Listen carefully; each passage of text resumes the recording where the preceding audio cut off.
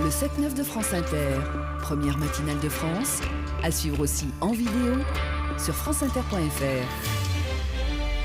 Bonjour Dominique de Villepin. Bonjour. Vous voici de retour dans le débat public avec un livre, un très gros livre qui vous ramène à votre premier métier, celui de diplomate, et à votre discours le plus célèbre, celui du 14 février 2003 devant l'ONU, le discours du refus de la guerre en Irak. Vous en racontez les coulisses et les circonstances à la fin du livre. Ce livre, Mémoire de paix pour tant de guerre chez Grasset, c'est une sorte de déclaration de guerre, à toutes les guerres, à l'esprit de guerre, à ces interventions extérieures qui, dites-vous, produisent toujours l'effet inverse de celui recherché. Il y a beaucoup d'exemples, c'est très séduisant, comme souvent chez vous, par exemple quand vous fustigez la culture de guerre devenue dans nos sociétés le symbole de l'action, l'initiative, de la détermination, mais on se dit en vous lisant, heureusement qu'il n'est plus au pouvoir. Ou bien est-ce que c'est parce que vous n'êtes plus au pouvoir que vous pouvez dire qu'il ne faut jamais utiliser la force ?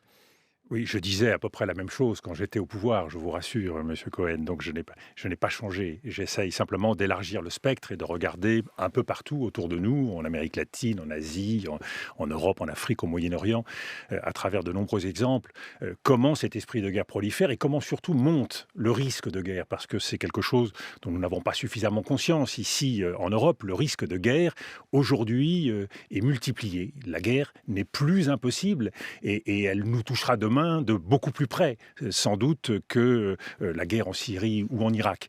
Vous êtes très alarmiste là-dessus. Vous parlez du retour des somnambules en référence au maître livre de Christopher Clark sur l'engrenage qui a conduit à la Première Guerre mondiale. Les dirigeants d'aujourd'hui sont des somnambules ? Il n'y a plus de garde-fous dans nos sociétés. Le sentiment que des automatismes peuvent se mettre en marche, des mécaniques peuvent se mettre en marche, des alliances, des réflexes, des jugements moraux qui entraînent une décision, puis après une autre. On a failli le voir en Syrie en 2013. Ces mécaniques-là sont à l'œuvre et sont à l'œuvre non seulement sur la périphérie de l'Europe, le Moyen-Orient et l'Afrique, mais peuvent être à l'œuvre en Europe orientale, en mer de Chine, voire demain en Amérique latine. Donc ce risque-là monte et face à cela, et c'est pour cela que ce livre n'est une déclaration de guerre contre personne, au contraire. Contre les guerres, je disais. Oui, contre les guerres, mais contre personne. C'est-à-dire, je crois qu'il y a une façon aujourd'hui de revoir la scène mondiale à travers le regard de ce que devrait être la diplomatie. La diplomatie, c'est l'art de valoriser l'interlocuteur, c'est l'art de lui donner un rôle. C'est pas l'art de le condamner, de le mettre dans un coin et à partir de là de vouloir le marginaliser. Même quand l'interlocuteur ne veut rien entendre surtout, et qu'il ne semble sensible à aucune pression. Monsieur Cohen, surtout quand l'interlocuteur donne le sentiment de ne rien entendre, d'autant plus que ce même interlocuteur a souvent le sentiment que nous n'entendons nous-mêmes rien. C'est tout l'art de la diplomatie, donner un rôle. Construire une partition. Et ce qui me frappe, c'est, au regard de la très bonne chronique de Bernard Guetta, c'est qu'aujourd'hui nous sommes dans une situation de défaillance des démocraties.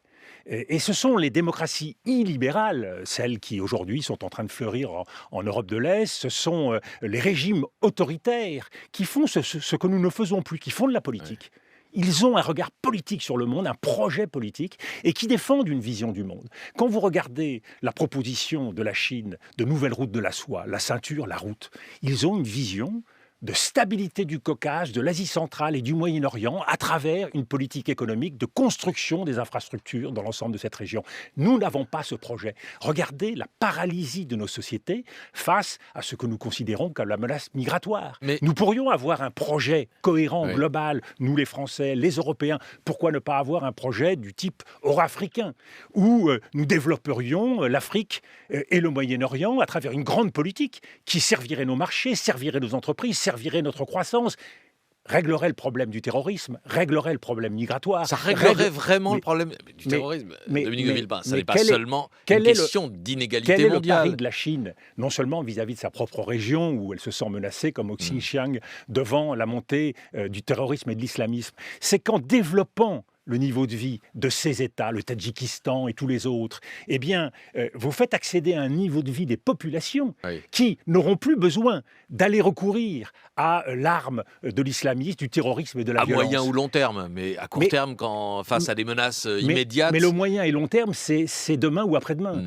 Et comme nous ne préparons pas l'avenir, le seul réflexe, et c'est ça qui m'inquiète, le seul bouton qui marche dans le fond, dans les pays occidentaux, aujourd'hui, croyons-nous, c'est le bouton militaire. Et quoi qu'il arrive autour de la planète, quand un chef d'État veut donner le sentiment d'être utile ou efficace, il appuie toujours sur le même bouton. Et le résultat, nous ne faisons plus de politique, nous ne faisons plus de diplomatie et nous ne nous comprenons plus. Ce risque d'incompréhension mondiale.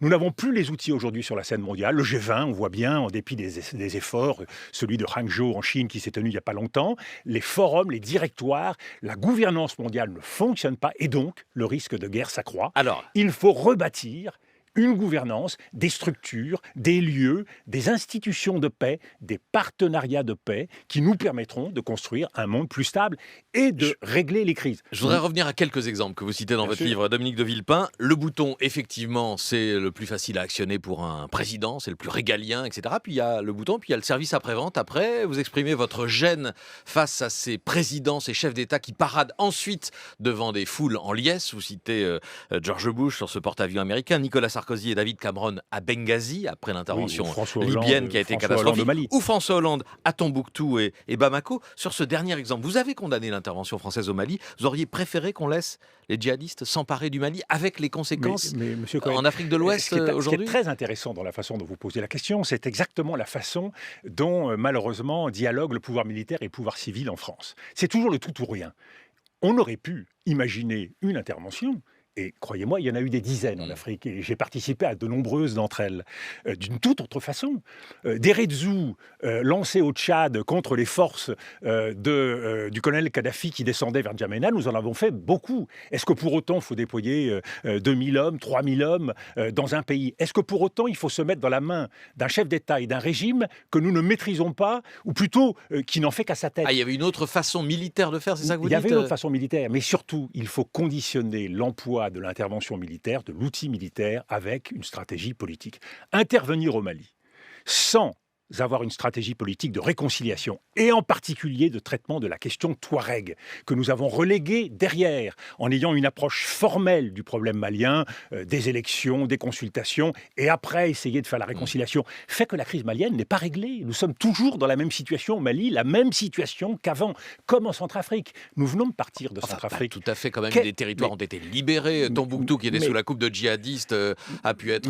Monsieur Cohen, la vision que vous avez, vous, à Paris, c'est celle-là. Non, c'est la vision aussi d'Africains. Mais la même termitière, les mêmes trafics, les mêmes réseaux continuent d'être à l'œuvre dans le Sahel, à travers peut-être d'autres centres. Ils se déplacent, ils bougent, ils sont peut-être plus concentrés aujourd'hui sur certains foyers, notamment au Nigeria. Mais le problème reste entier. Et ce n'est pas en déplaçant les terroristes de quelques centaines de kilomètres que vous réglez le problème. C'est en traitant une question centrale, derrière la question de l'intervention militaire, c'est la stabilité des États. Aujourd'hui, nous avons des États faillis et nous ne traitons pas, nous n'aidons pas à la reconstruction de ces États, et nous avons des empires qui se constituent d'un autre côté, et ce surétat d'un côté et ce manque d'État de l'autre constituent un vrai problème pour la stabilité du monde. Un autre exemple, peut-être qu'il y aura un peu de diplomatie, de politique étrangère dans le deuxième débat de la primaire de la droite et du centre ce soir. Il y a un clivage, on l'a évoqué tout à l'heure avec Frédéric Metteso, c'est l'attitude à l'égard de Moscou et d'un président russe engagé en Syrie, non pas pour combattre Daesh, mais pour maintenir au pouvoir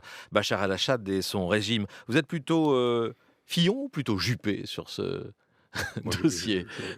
Je défends, pour résumer les positions des uns et des autres. Je défends une ligne politique constante vis-à-vis de la Russie et vis-à-vis de l'ensemble de nos partenaires. Ce n'est pas avec une diabolisation, ce n'est pas avec des jugements moraux. Mais qui diabolise ? Je vous dis qu'en général, le regard que l'on porte sur la Russie... Il est diabolisé. C'est un regard qui diabolise. Les bombardements sur des écoles, sur des hôpitaux, c'est de la diabolisation ou c'est des massacres une fois de plus. Ou des crimes de guerre? Qu'il y ait des violences. Nous bombardons aussi, et nous participons... Pas des civils. Excusez-moi, M. Cohen, malheureusement, les dégâts collatéraux appartiennent aux deux côtés. Pour la Russie, c'est des dégâts collatéraux? Non, les bombardements ciblés sur les écoles et les hôpitaux. Ce que nous appelons, entre guillemets, des dommages collatéraux, c'est-à-dire la mort de civils, et ils sont nombreux de part et d'autre, ils existent, c'est une réalité. Que la Russie, de façon constante depuis la Tchétchénie, ait une politique d'intervention qui soit aveugle et qui ait des conséquences dramatiques, nous sommes d'accord. La question, Vous en parlez dans votre la question, c'est que vous ne pouvez pas traiter ni régler le problème syrien sans trouver des accommodements et des voies d'accord avec la Russie. Donc comment vous faites pour parler avec la Russie? Vous pouvez vous faire plaisir, ce que vous faites à ce micro, en dénonçant le totalitarisme. Ça ne me fait pas plaisir de parler de massacre Mais- de Villepin, je vous assure. Si, vous Non, vous faites, ça ne me fait pas vous plaisir. faites plaisir en portant des jugements moraux définitifs qui ne font pas avancer le débat. La question, c'est comment fait-on? Pardon, vous êtes révolté dans beaucoup de pages de votre livre. Mais je- Permettez à moi d'être révolté par ce mais qui je se passe suis- en mais je suis Syrie aussi face à révolté l'évocation que de vous. massacres de civils, enfin. Monsieur Cohen, nous Je- ne sommes pas là pour prendre la pause. Non, mais nous je- sommes là pour essayer de faire avancer et de régler un certain nombre de questions difficiles sur la scène mondiale.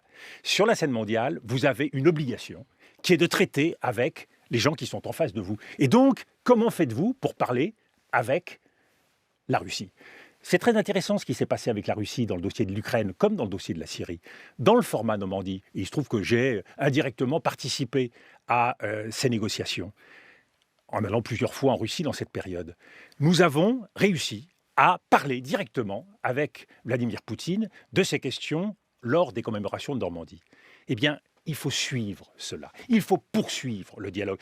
Nous n'y arriverons pas en une seule fois, mais il y a aujourd'hui une obligation d'aller jusqu'au bout. Comment fait-on? Alors c'est vrai, il faut être capable à la fois de faire preuve de fermeté, mais en même temps d'ouvrir en permanence les voies du dialogue. Donc le jugement moral, d'une certaine façon, il nous permet de satisfaire notre exigence morale, mais il ne fait pas avancer le débat. Donc ce que je dis, c'est qu'il faut une exigence de pragmatisme et de réalisme pour faire avancer le dossier. On revient sur ces questions avec vous, Dominique de Villepin, et celle des auditeurs de France Inter. Mémoire de paix, pourtant de guerre, ça paraît ces jours-ci chez Grasset. Il est 8h33.